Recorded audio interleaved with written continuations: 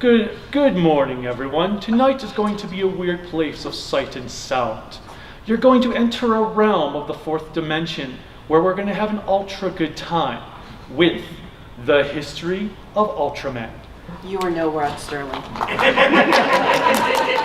Just so you know, just like I've been in human resources for 20 years, I've been married to him for 20 years. Once again, I'm only 27, so that's pretty impressive. Is there a light back front? Can you all see this? Okay.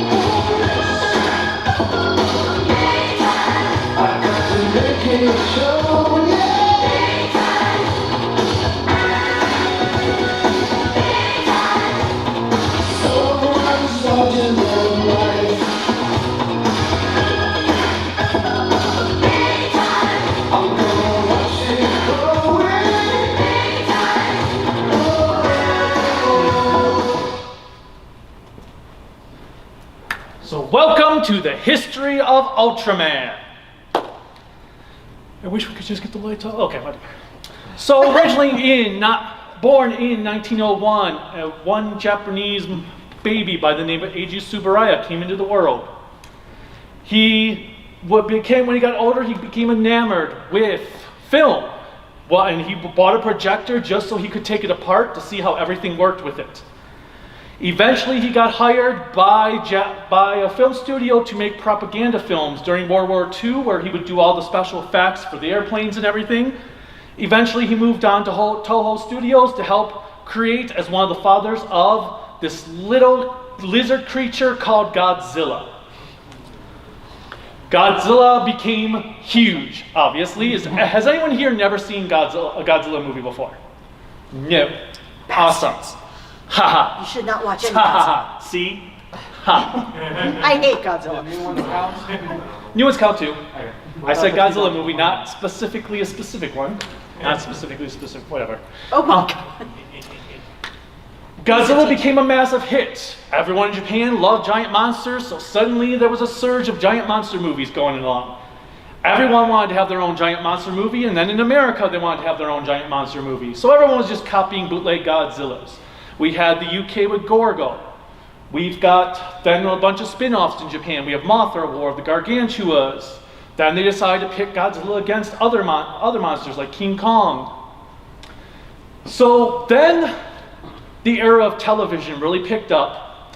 Tsuburaya had formed his own company in the early 60s called Tsuburaya Productions. And he had a television studio say, we want a TV series that matches the American series, The Twilight Zone. So Tsuburaya said, okay, cool. Let's create a monster-based series that's going to be like mini monster films that will be shown weekly for 27 weeks. It would have a cast of a couple reoccurring characters, but a lot of the stories weren't always connected. They were just standalone stories with weird endings. And it was their version that has been described as I said, the Japanese Twilight Zone. And this one he called Ultra Q because it was just the start of an Ultra. At that time, he didn't know it was going to be anything bigger than that. So here is just a small sample of Ultra Q. And if you haven't watched it, it's actually really good. Press play, right? Yes, it's a play.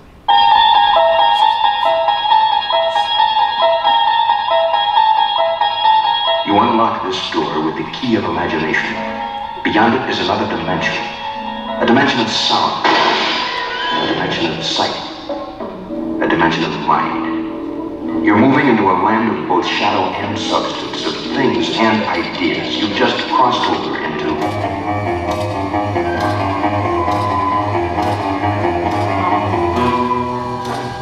This side would be nice. Yeah.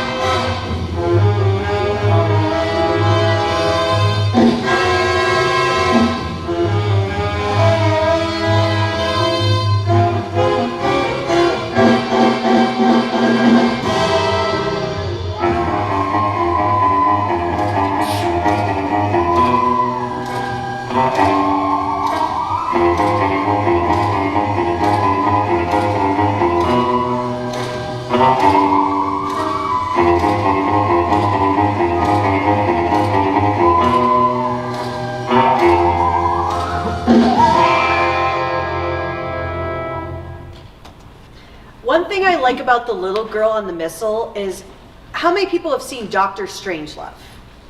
So that little girl reminds me of that movie, and all I want to see is Doctor Strangelove every time I watch that episode. There's a lot of interesting episodes in Ultra Q, and there's some times where there's weird ones. Like there's this one episode where a kid is being chased by some bank robbers, and he grabs their machine gun and just starts shooting at them. Not obviously hitting anyone. He's a stormtrooper, but he's just like da da da da. They're all like ah. So one other cool thing about Ultra Q is Eiji Tsuburaya wanted to do something like magical for his first television series of this caliber, so he had actually filmed it on 32mm film, as opposed to 16mm that most TV shows were doing at the time. 32mm or 33, now I'm lost on No, it's 32. Yeah, 32 is what the films were doing at the time. So they're actually, Ultra Q is one of the best ones they can remaster in HD and in 4K because they used movie quality prints to record it on. As Ultra Q was quite successful and people in Japan were saying, well, why do we need to go to the movies anymore to watch monster movies when we can just watch them weekly on our TV sets? The television studios told Tsuburaya they wanted something new to take over Ultra Q. So he came up with the idea of taking the concepts of Ultra Q with monsters and adding in a superhero.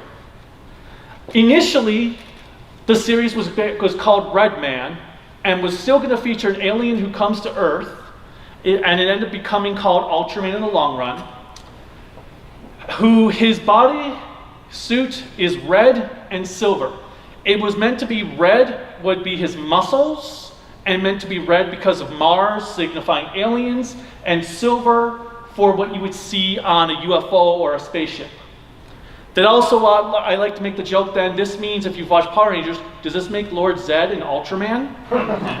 Because he's red body, that's muscles, silver?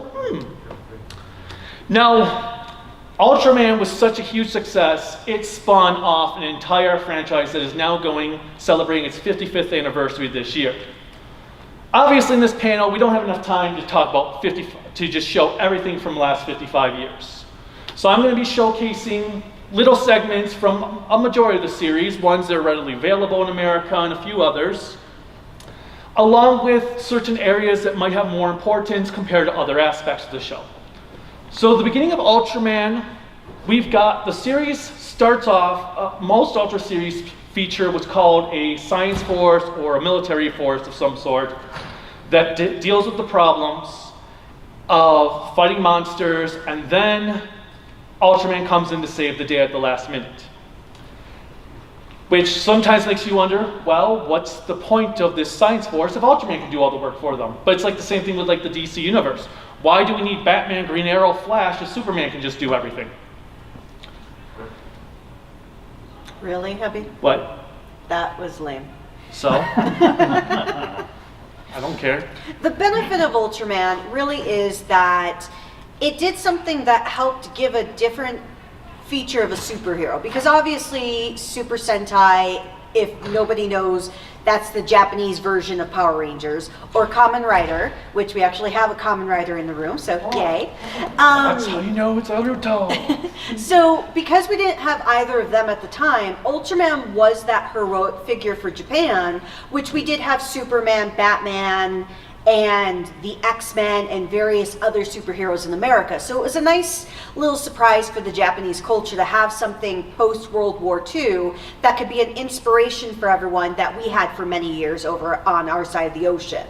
So Ultraman was a great superhero series, plus it got to feature the giant monsters that Japan loves so much. And it also reused a lot of the Godzilla costumes quite a bit. Like you might have seen in the Ultra Q video, there's one monster who's a reuse of a Godzilla costume. Ultraman has featured, they used the Baragon costume for three different monsters in the series, which ran for 39 episodes. One other feature they did for Ultraman is he's got this little device on his chest called a color timer. They say Ultraman can only, because of Earth's atmosphere, Ultraman can only stay transformed for 3 minutes. Obviously, and it was meant to say to audiences, hey, he's not totally invincible, even though he technically is, because the timer runs as long as the narrative requires it to be, but he's got this time limit that he can only stay transformed for.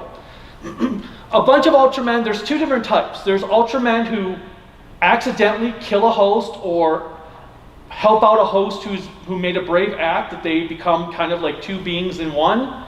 And then there's Ultramen that come to Earth that will decide to take up a human disguise for themselves. So that's another thing that's featured prominently throughout the franchise, are you have two different types. So I have here... The more of the older series. The more modern series can be a little bit more loose when you get to like Jeed or... Well, Jeed is his own form. I know. But just with toy gimmicks. So let's just see a couple clips from the original Ultraman.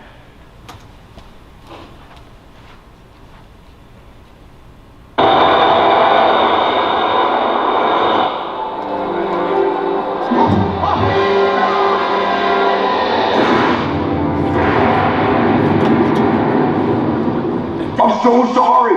君は一体何者だ M78 星雲の宇宙人レムラ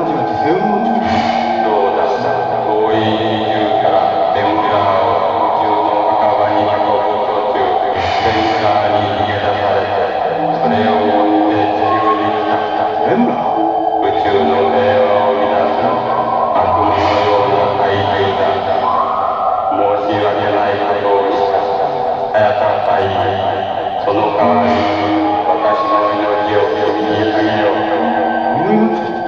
君はどうなの君と一心同体になるのだ。そして地球の平和のために働きたい。これは何だベータ覚醒。ベータ覚醒困った時にこれを使うのだ。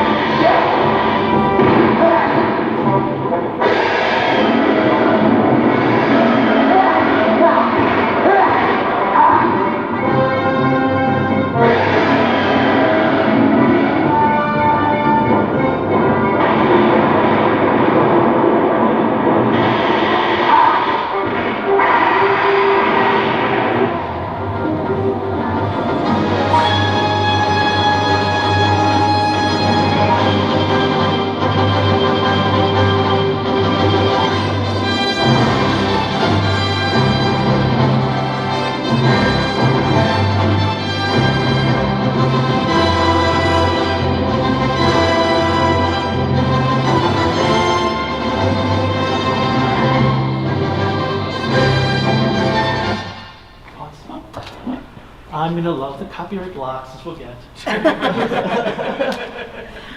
Yeah, he doesn't think about that when he's creating the videos.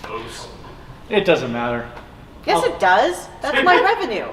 Wasn't gonna get that revenue anyway. Anyway, so the creature you saw that Ultraman was flying against is the first alien that Ultraman ever fights, called Alien Baltan, who will become a prominent character throughout the entire franchise.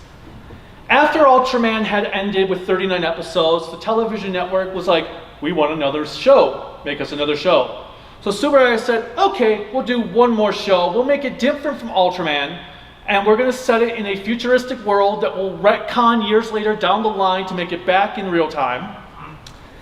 And this one, the Ultraman, his name's Ultra 7. We're not going to have they don't have connections to the original Ultra series or Ultra Q like they did.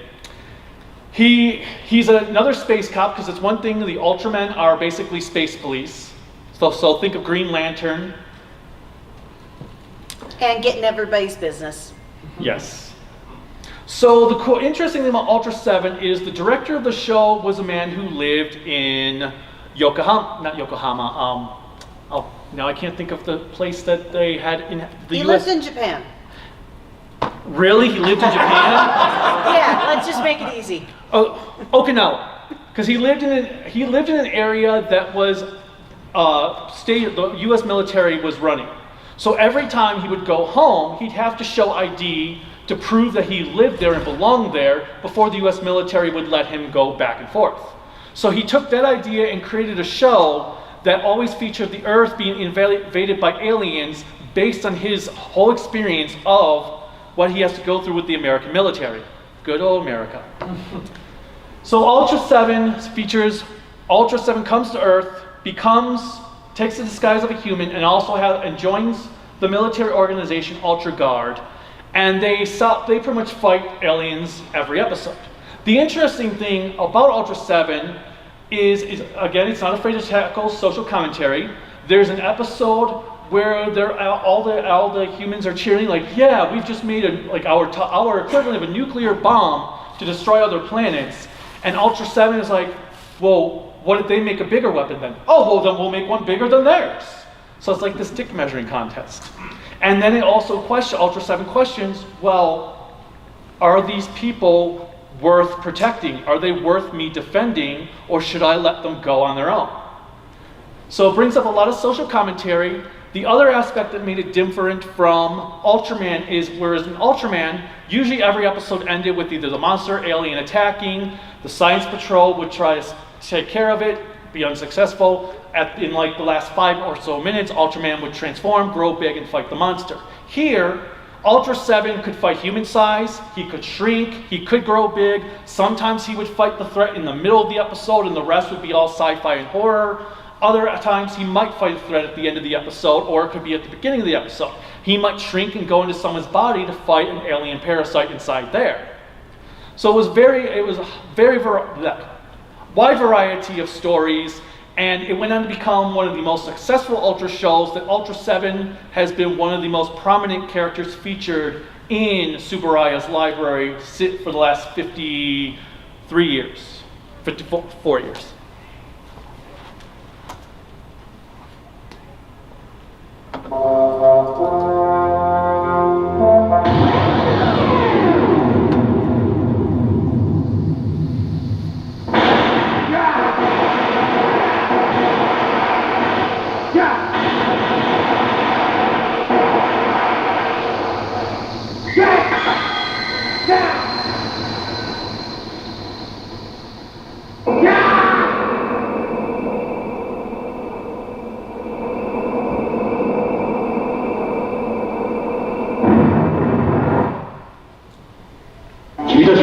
全てパッケージだ。おとなしく降伏しよう。我々の実験は十分成功したの。実験？そうだ。赤い結晶体が人類の頭脳を狂わせるのに十分効力があることが分かったの。教えてやろう。我々は人類が互いにルールを守り、信頼し合って生きていることに目をつけたのだ。地球を壊滅させるのに暴力を振るう必要はない。人間同士の信頼感をなくすればいい。人間たちは互いに敵視し、傷つけ合い、やがて自滅していく。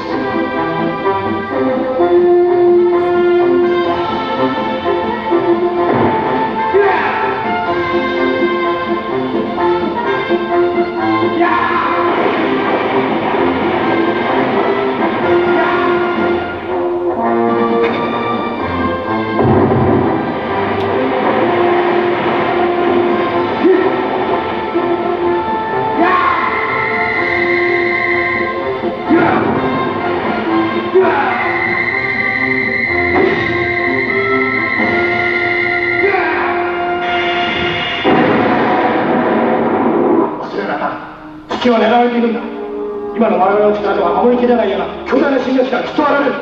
その時のために超兵器が必要なんですね。決まったじゃん。侵略者は超兵器に対抗してもっと強烈な破壊兵器を作りますよ。我々はそれよりも強力な兵器をまた作ればいいじゃないですか。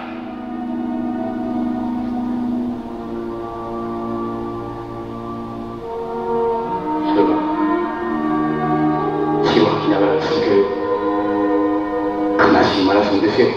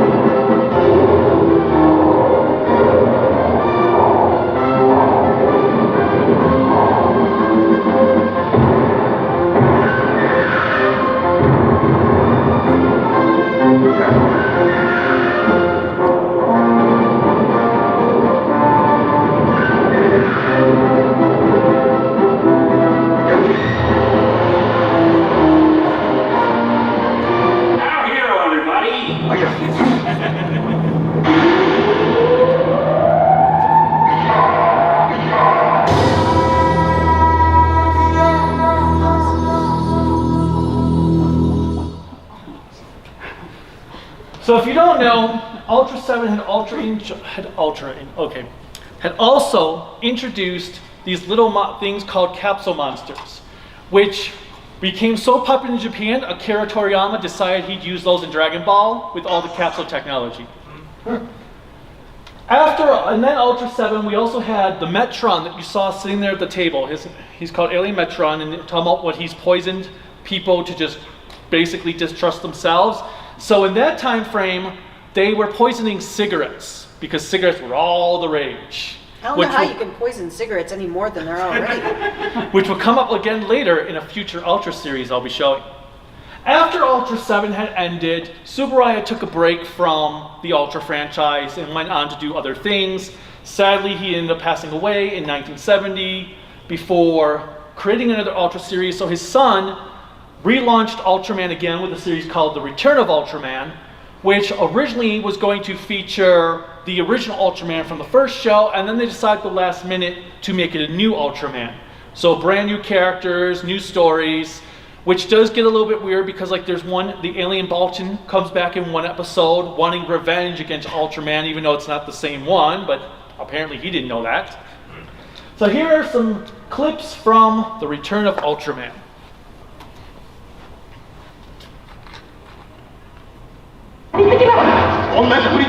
Oh, snap.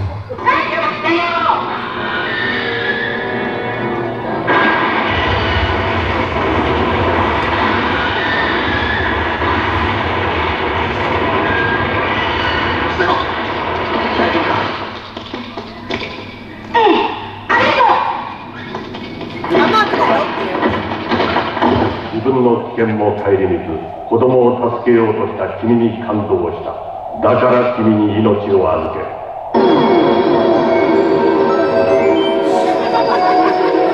Yeah. Again? This place is a necrophiliac's nightmare. お父さんの事故は警察もマットも調査して。あの時本当に大事な事なんだ。嘘をつくな。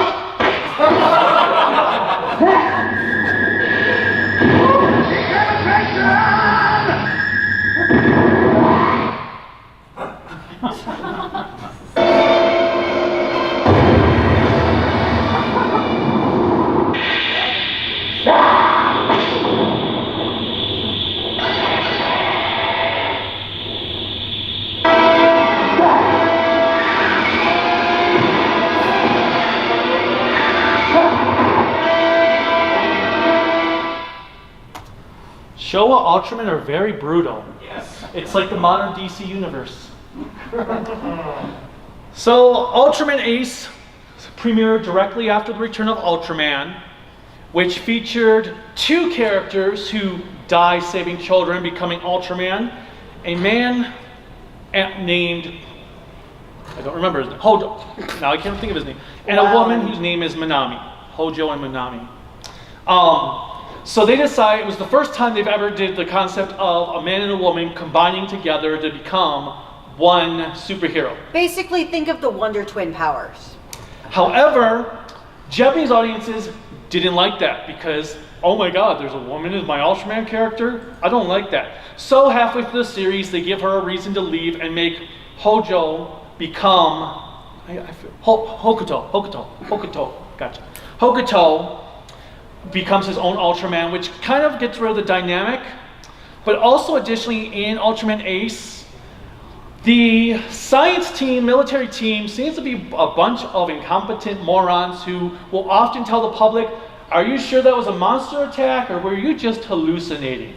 We're not very sure because there's no proof of monsters there. Nope, I know it could be behind me, but I'm not seeing it.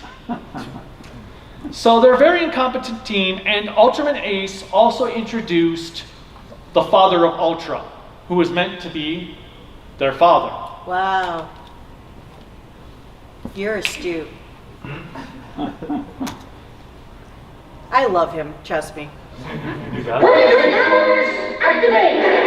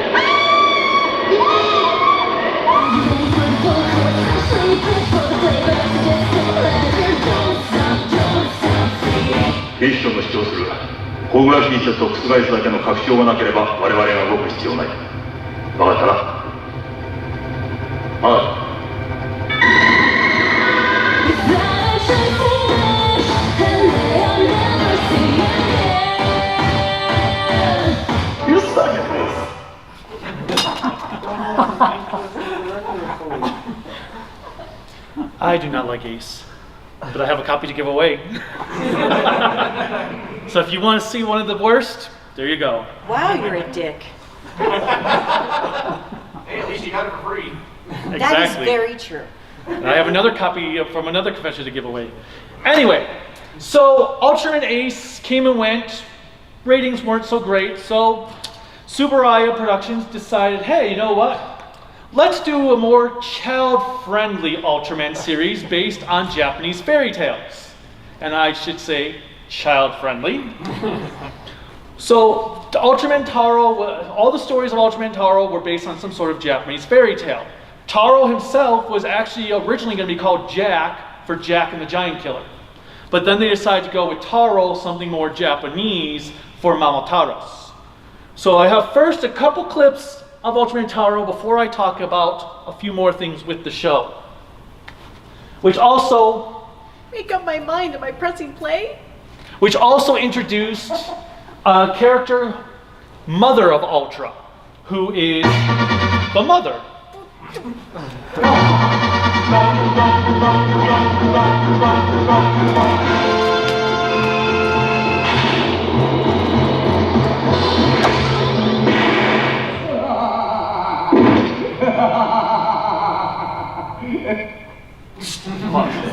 What?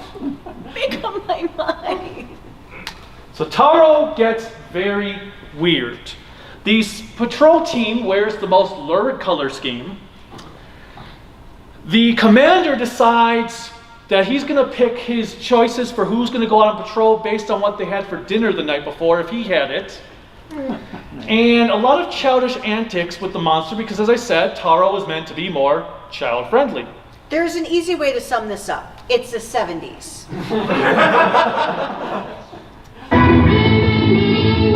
There you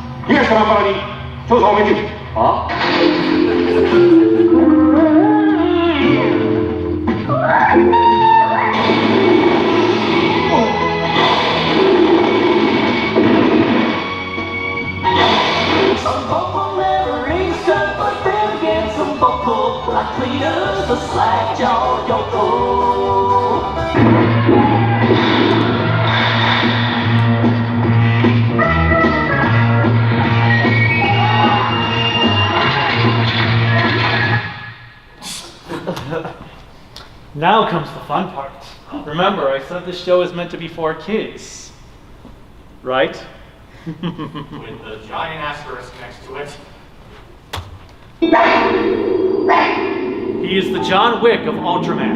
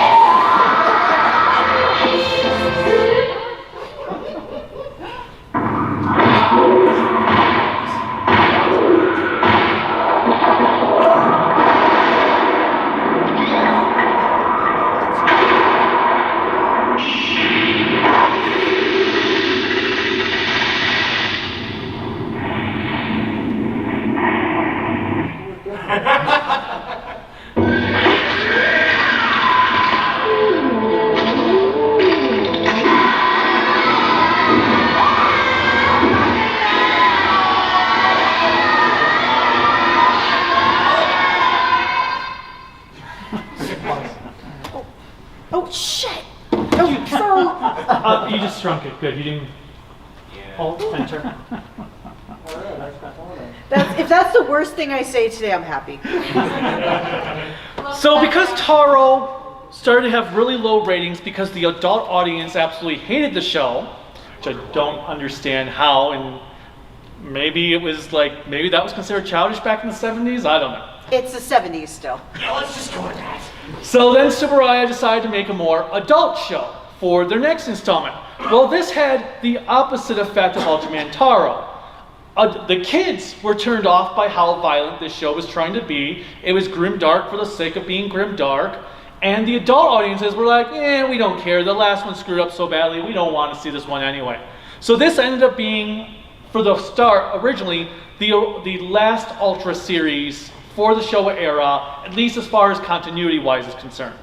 They would come back in 1980 with a new relaunch. That would be one series, and that would last. That'd be it, which comes out later on this month from Mill Creek. And then Ultraman Leo also introduces the Ultraman King and Leo, who was not from the original planet the other Ultras come from. He was from a different planet. His brother is also introduced, so he's the first Ultraman to have a brother, although his brother is kind of like the equivalent to Tuxedo Mask. He shows up every now and then when he just is there to get the plot going, save the day, and then leaves. So really correct. Yep.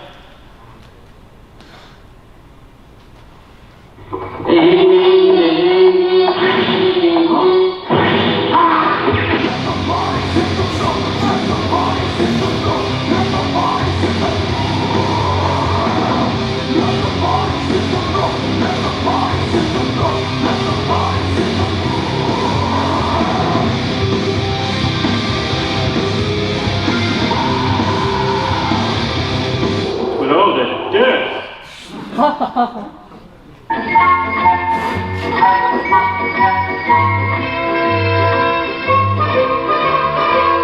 でも帰りの日より赤い火の玉となって登場したレオの弟アストラ。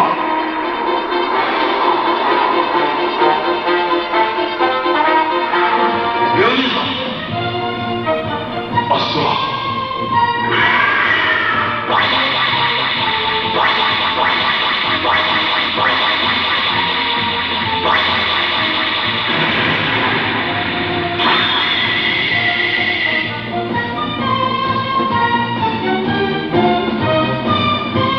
ウルトラマンキング、レオの星でも光の国でも必ずどこかにいると言われながら、まだ誰も出会ったことのない不思議な力を持った伝説の人なの。レオは第二の故郷地球で正義のために若い命を懸けている。そんなレオ、今ウルトラマンキングは天下の宝刀ともいうべきウルトラマントを与えたのである。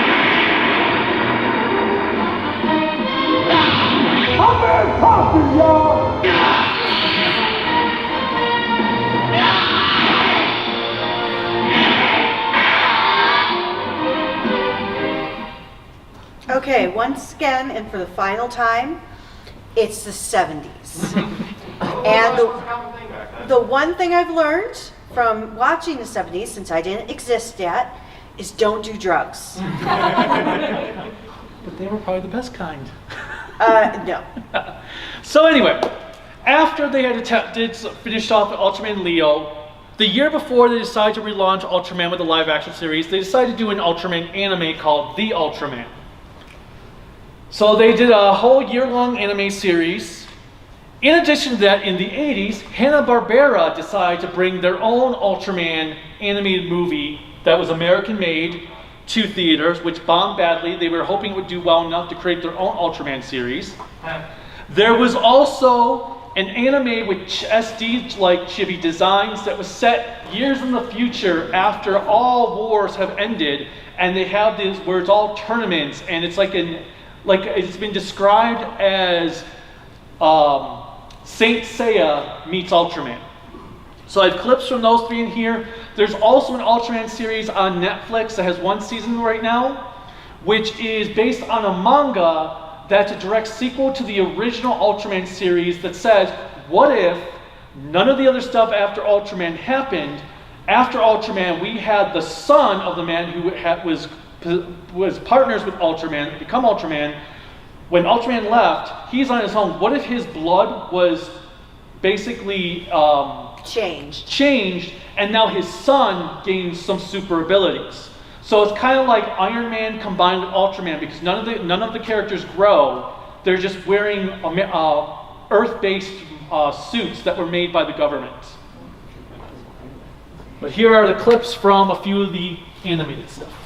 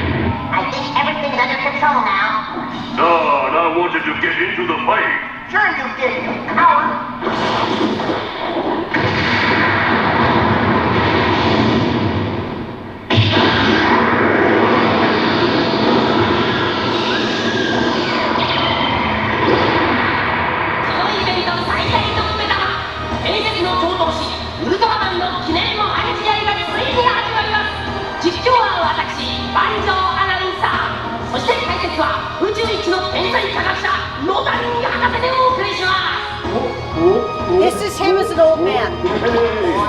そこでかましのかにゃうちの水で来たか回転するはメリカス隊のまだ姿を見せません不気味です花屋だね花屋ですか君記念式典でウルトラマンとの試合だよわしなら花束を送るね絶対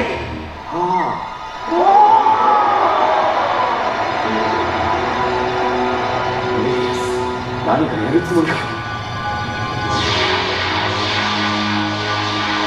メキラス側のゲートが危険な雰囲気だ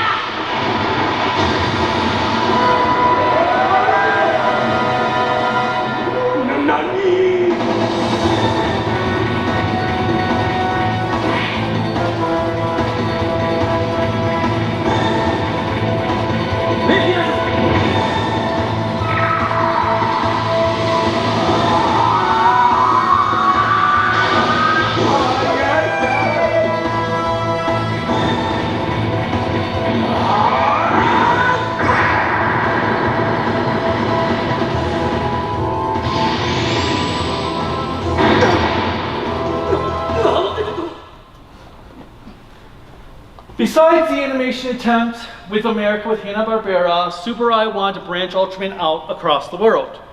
They first went to do a series in Australia, which actually brought a toy line out in America back in 1990.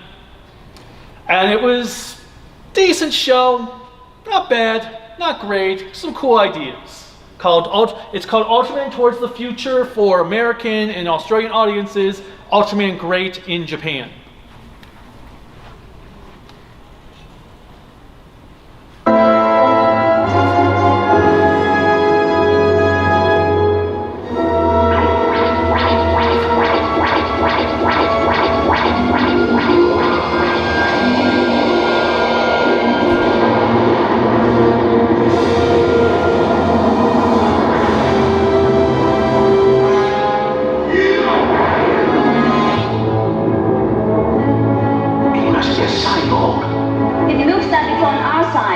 Nothing that big's on anyone's side. It's attacking the monster. Then what?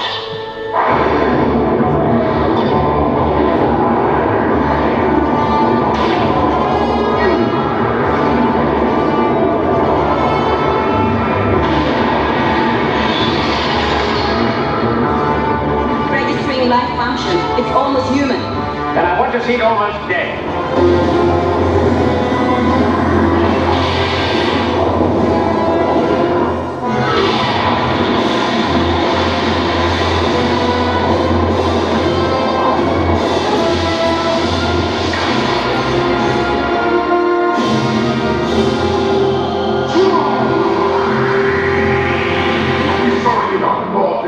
You're just making things worse. What are you, an expert on these morons? You don't have to fight.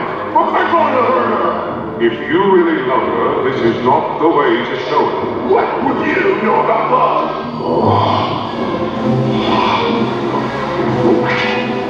If you keep this up, you'll lose her. But I'm jealous. I love her. Well, you'll have to show her. How? Be smart. Do the right thing. Ultraman the soap opera. Those are some ultra good dating services. After Ultraman Towards the Future was actually a mild success, Tsuburaya said, hey America, you want to make a live action Ultraman series? So they did. They teamed up with some new company that had never done anything before that then decided, the exec said, well, since we've made Tsuburaya sign the contract saying they're going to fully fund the series for us, we're going to take most of those profits and go on vacation while our employees just have fun trying to create this show. To the point where the actors actually had to do a lot of the production work themselves. Yep. And the suits were very stiff. The production team was scared that if the actors actually moved too much in the suits would break. Like the helmet for Ultraman was, the suits were all made of fiberglass, with fiberglass inside the rubber. And they were like, well, if the fiberglass breaks, these actors are going to get torn up. Yeah, who cares? And even the Ultraman helmet that would have electronics, they didn't even put the wires inside where the hidden inside the mask. The actors would have the wires on their faces when they wore the mask on, and said sometimes they get burned from them. But so this series is very infamous. It's one of those, it's so bad, it's actually entertaining because you just keep wanting to see how much worse it can get. On the other hand, I will say all the monster designs are updates from the original series, and those they did a really good job updating their designs. It's just too bad it didn't have anything else going for it. Yeah, just like Red King is actually red here. Yes, there's a monster in the series called Red King who's a whitish blue color, if you don't know Ultraman. In this series, he was actually red. Makes no sense to me.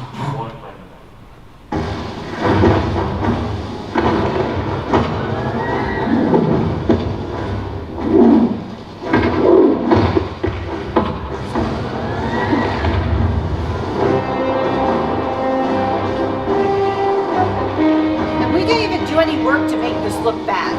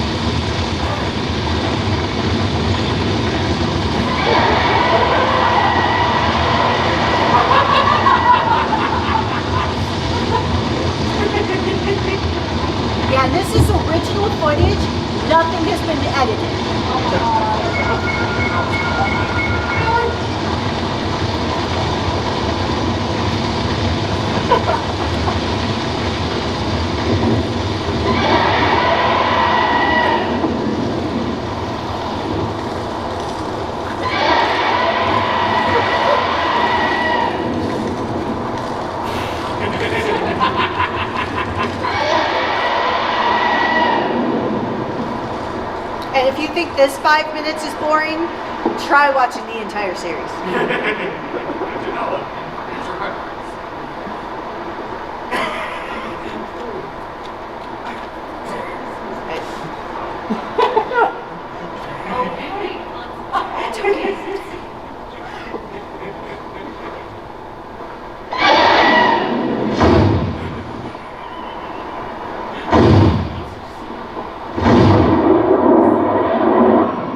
It's okay. Ultraman must convince them to leave. Well, my job here is done. Shut up! But you didn't even do anything.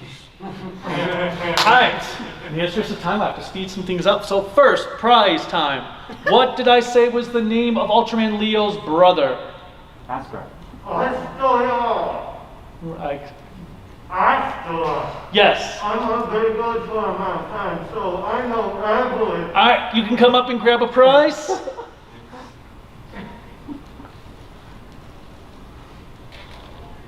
Okay, anyway. Wow. Lackluster is... Hey, I'm we've not got to gonna get say the moving. words. We've got exactly 25 minutes left, and I've got 25 minutes of footage left. So, in the right, 25 minutes of footage? 20... Well, it's 27:23. Oh, okay, we've got a few minutes. Right. Okay, cool. So in the 1990s... He's going to become a car salesman now, so I apologize. In the 1990s, we had Eiji Tsuburaya Productions decide to bring Jesus Christ. They decided to bring Ultraman back to the airwaves for the anniversary of Ultraman in 1996, signifying the 30th anniversary, with a return to the franchise with a series called Ultraman Tiga, which some of you may know in the early 2000s was given a really bad dub by 4Kids Entertainment, who couldn't decide how they want the personalities to be. Tiga, kind of like Ultra 7, he could fight human-sized or he could grow, and they also brought back for a couple of episodes some of the directors from the original Ultraman series.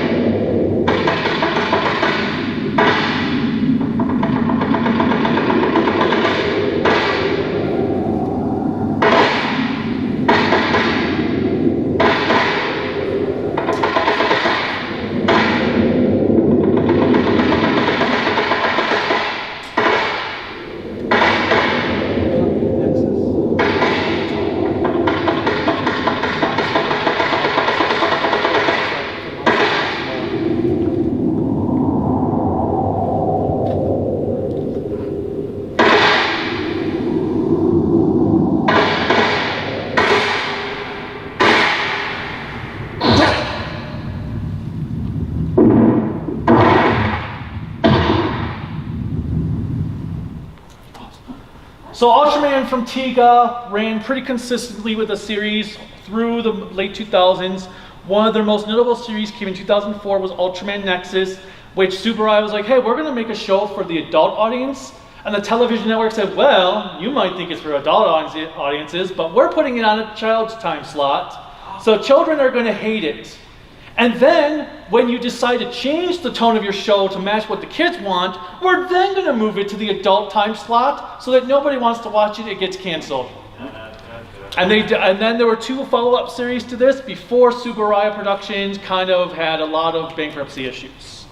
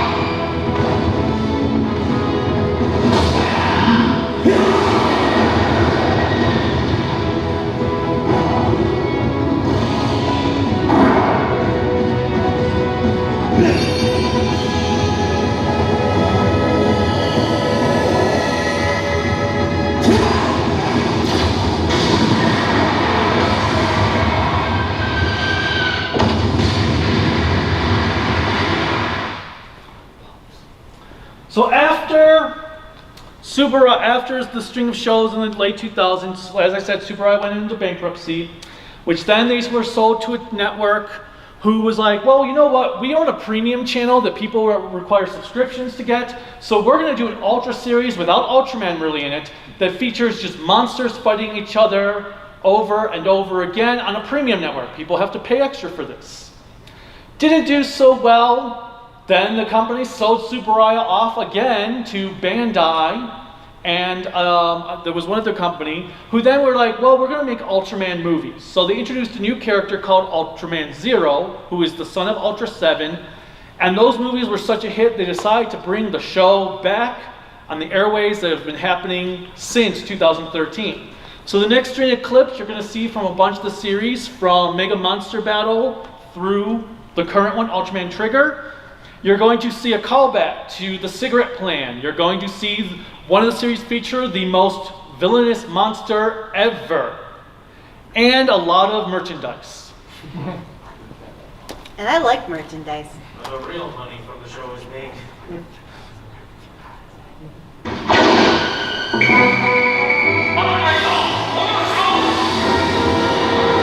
an evil Ultraman is introduced.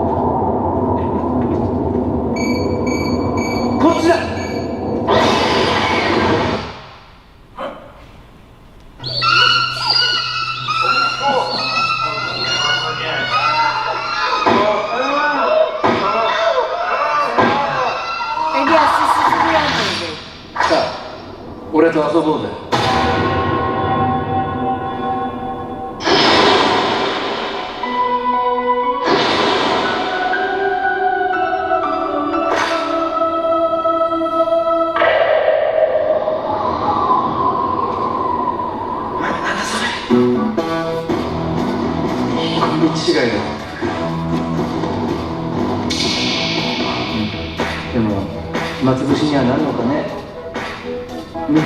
そうだよ、それでいいよ。さっさとモンスローブしちゃいなよ。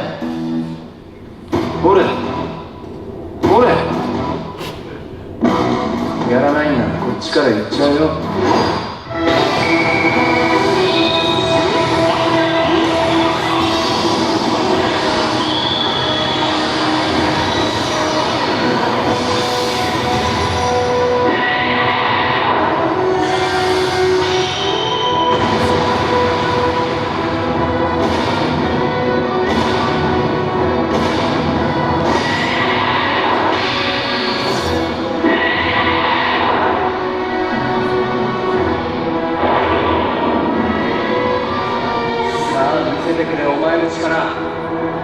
弱っちい敵ばっかりで飽き飽きしてるんだ。なぜだ。はい、なぜそんなにバトルを楽しんでいるんだ。お前変わってるな。ほんだってそうだろう。互い怪獣バトルに見えたフェイオニクスなんだからさ。違う、俺は違う。お前のようなやつ。 I like how he's telling them to just hold still.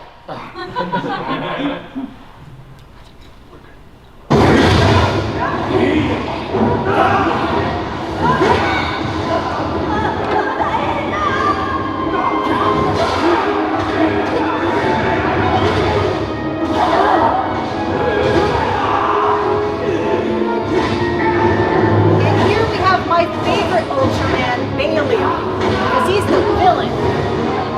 Every series has to have an evil clone.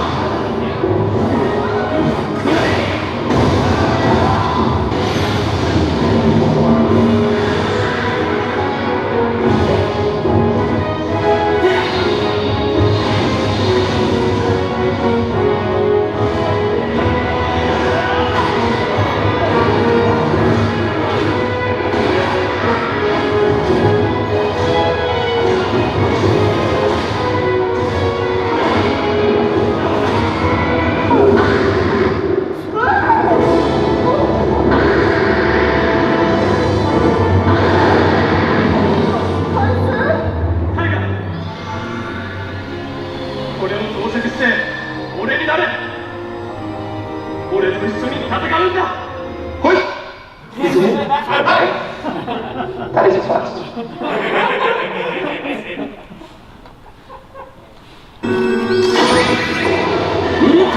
Ultraman Black King.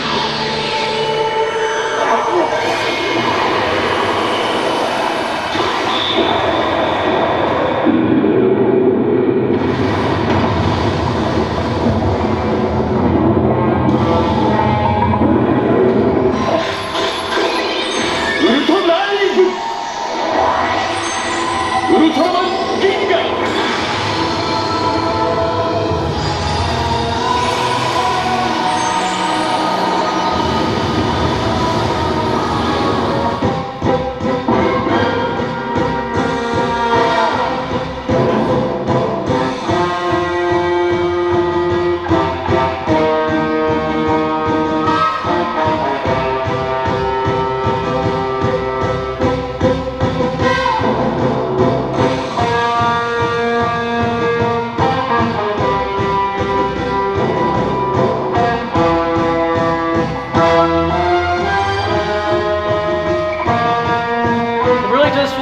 Watching Dragon Ball.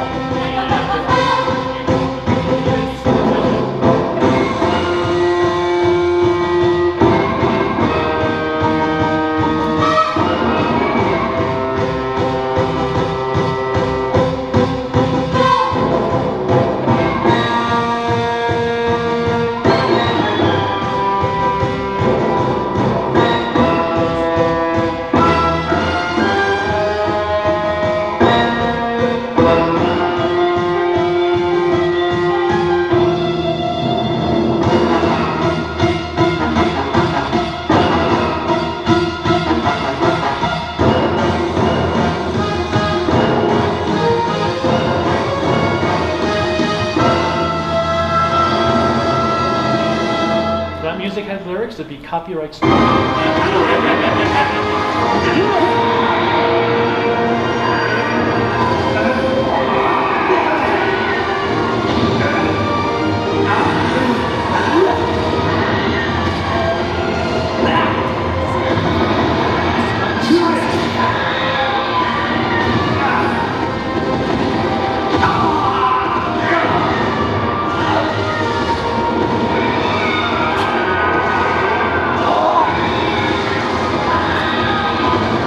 I love the miniature work.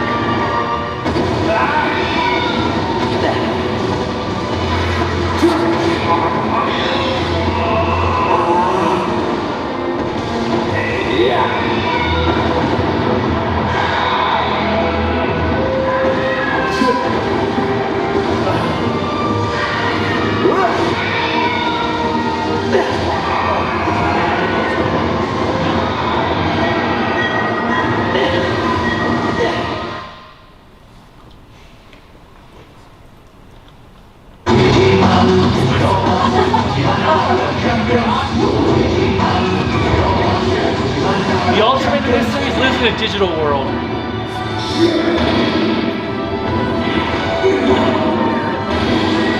Huh? Yeah,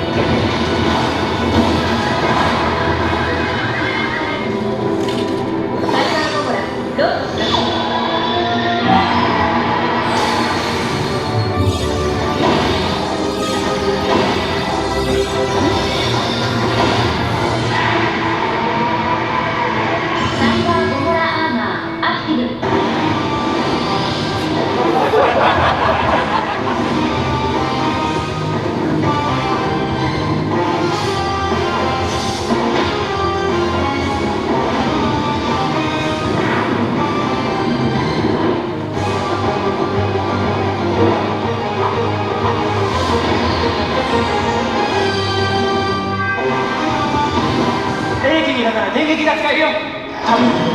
肩に頭がついてるんですけど。そこがいいんじゃない。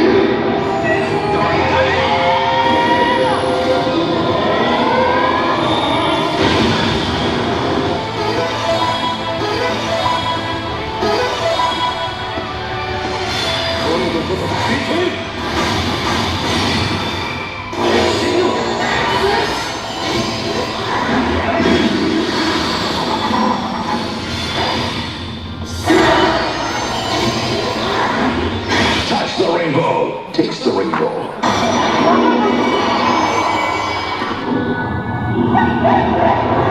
Coolest final boss in the modern series.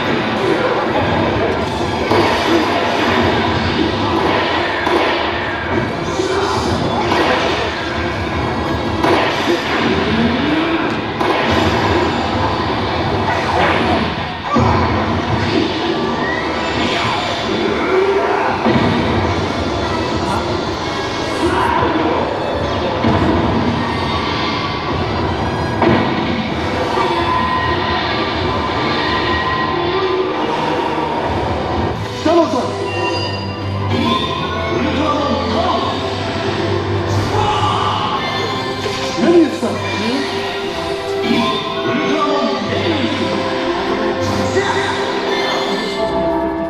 いやつ頼みます。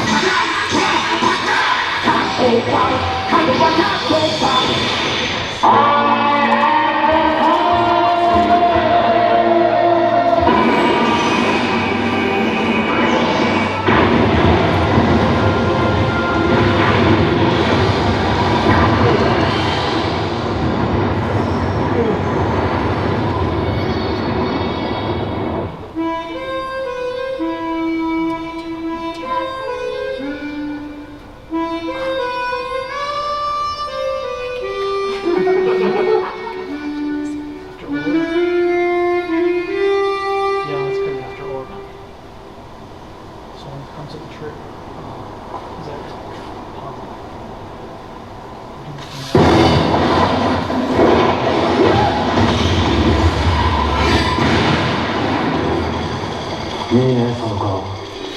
あの日を思い出す。俺はとうの昔に忘れちまったんだ。釣れないな。お前との腐れ縁も今日までだ。さあ、ケリーを突き合わせ。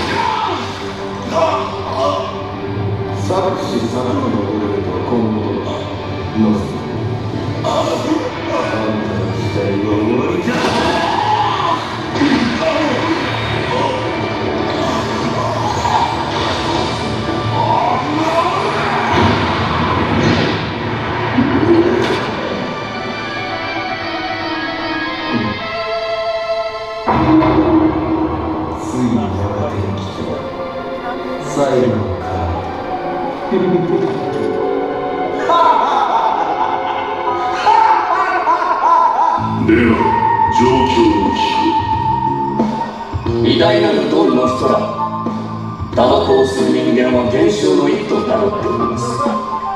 幻覚タバコ作戦は中止せざるを得ません。時代は変わった。Alright, so the last guy you saw with the sword, Juggler, he's kind of the first. What's up? You missed some selling. I thought you skipped over. Yeah, there's a few series I skipped over because sadly, even with 90 minutes, there just isn't enough to cover the entire history of the Ultra franchise for 55 years worth. So there are quite a few series I have skipped over because there's just not enough time in the world.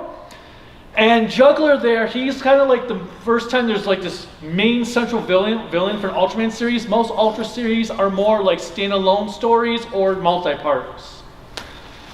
So unfortunately, I don't have time to finish the last two small little clips because we are out of time, but is there any questions you have on the Ultra franchise? Yes? How's the new Ultraman reboot compared to the older shows?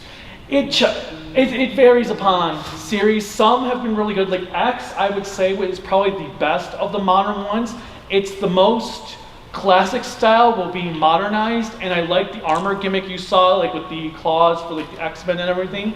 The cool thing about like some of the other ones, like Orb, and then the one that comes after it, Jeed, those are more story-driven series, so they're not all just standalone episodes.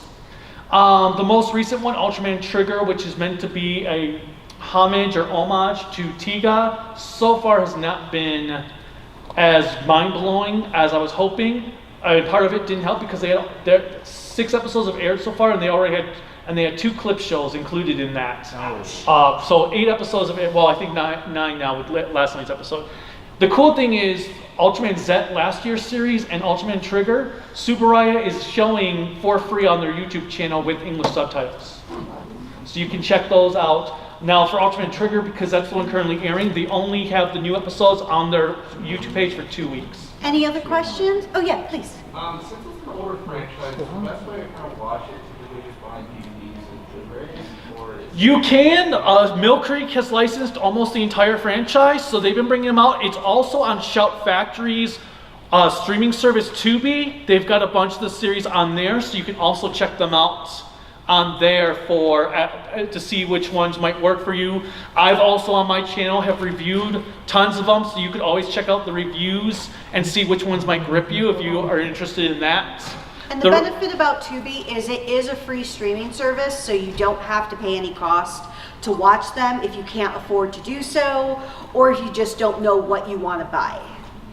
Yeah, and even the Blu-rays, like the 50 episode series, they usually run normally about $23 for the full set on Amazon. Amazon also had a sale recently where they were on sale for $10. Oh, sure. So we do have to finish up, but we did want to just do one other giveaway. So I guess the question that I have is, what would you consider from watching our video, what is the most violent of the Ultraman series?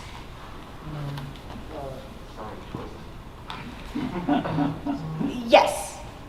Ultraman Taro was pretty violent. Yes. That would be my pick. So you can come up and pick an item. Thank you guys so much. Have a great con. Hopefully we'll see you at our other panels later. And if